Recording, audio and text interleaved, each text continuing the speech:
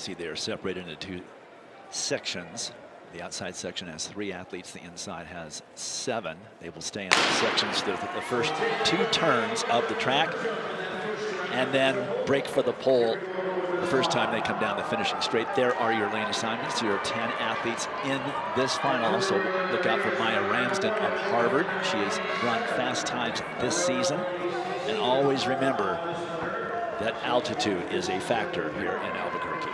No one, though, is more experienced in championship races than Lauren Gregory. She is making her 10th NCAA championship appearance. She was the top qualifier from the semifinal yesterday, 4:39.46, then came back after that, anchored the Razorbacks distance medley relay, taking them from 6th to 2nd with a 4:31 split on the anchor leg. That was the best by 2 seconds of any anchor leg in that field for another runner-up finish. And as decorated of a career as Lauren Gregory has, runner-up finishes in the distance medley relay twice, and then also a runner-up finish in the DMR, no individual event title yet.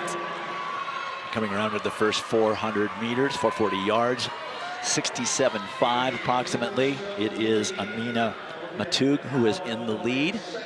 Gregory in 3rd right now. That is Flamina Asicol of Alabama, who is in 4th. There's Coach Harder exhorting his senior.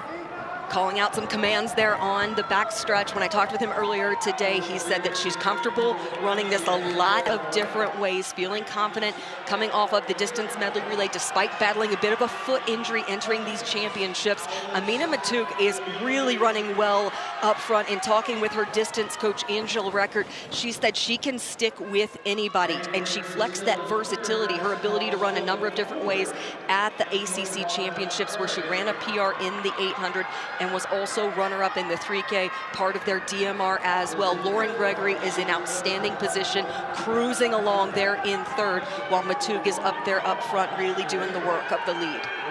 So it continues to be Matug, followed by Olivia Howell, the junior from Illinois. Gregory, then Asicol. 2:17 at the 880 yards. When you mention altitude, of course, all of these athletes have the qualifying rounds for the mile. A number of them also came back in the distance medley relay. When I asked Lauren Gregory about the altitude factor, she said, well, I did grow up in Colorado, so I'm accustomed to it. She also spent the fall doing some vertical mountain running, so she said the burn feels about the same. It's just who can sustain and endure the burn the longest. And they are going to have to take the kick out of Lauren Gregory, because time and time again, she has showcased her ability to close over the final 200 meters in any distance. Matug continuing to lead, Howell marking her very closely. Then a little gap developed between 2nd and 3rd. That's Lauren Gregory. Then Lindsey Butler, last year's 800-meter champion, the tall runner. No, that is Harvard's Ramsden, I should say. Ramsden is in the mix there, but getting bounced around a little bit. Lindsey Butler well back. She's the 800-meter champion from last year, moving up in distance here.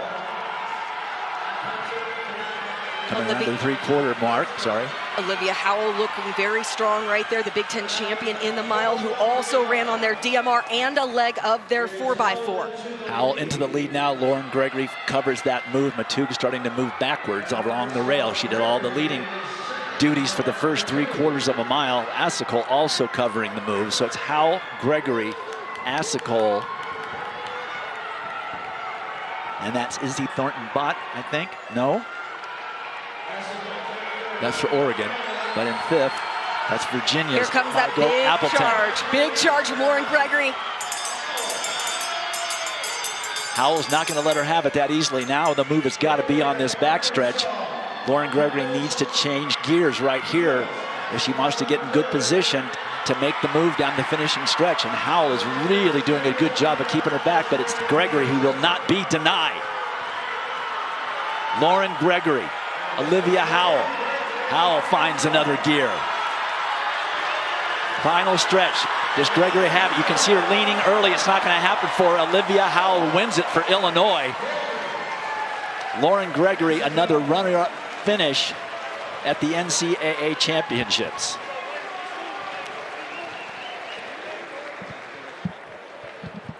Can't imagine Harder being too pleased with that, but that was a great run by Olivia Howell. After being passed, she regathered herself and did a great job sprinting up the home stretch. What a fantastic response from Olivia Howell, 5th in the mile at the NCAA championships last year. She brought that experience back with her and was able to stay attached to Lauren Gregory, responded very well. And then as she got to that home stretch, just kicks it up and was able to dig really deep, uses that upper body to charge through and find every extra inch that she needs. Look at the elation on Olivia Howell's face. The Big Ten champion is also now your NCAA champion. Well, it has to be a disappointment for Lauren Gregory, her last mile opportunity at the NCAA championships indoor version. She loses it by 24 hundredths of a second to Olivia Howell, who had a great race, and she is downstairs with John. Thank you, Dwight. 5-time Big Ten champion. How does NCAA champion sound to you? Oh my gosh. I just gotta say thank you, Jesus. He's the only reason why I'm here. I know he gave me the gift for running, and that's all I give the glory to, so that's all I gotta say. Take me through the last lap, though, because Lauren Gregory makes her move, and she looks like maybe she's gone, but you don't give up over that last 100 meters. Yeah. You know what? I saw her come, I felt her coming on my shoulder, and I tried to hold her off. Unfortunately, it didn't work, but you know what? I don't stop until I crossed the finish line, and it worked out in my favor, so yeah. Olivia Howell, champion at the mile here at the NCAA championships. Congratulations to her, and to Petrus Cipriano, who's back coaching at the University of Illinois. Guys.